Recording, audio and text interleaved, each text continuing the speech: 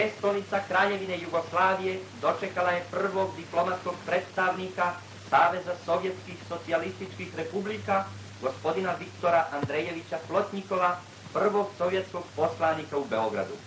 Poslanik Saveza Sovjetskih socijalističkih republika u Beogradu doputovao je u našu prestonicu brzim vozom iz Sofije.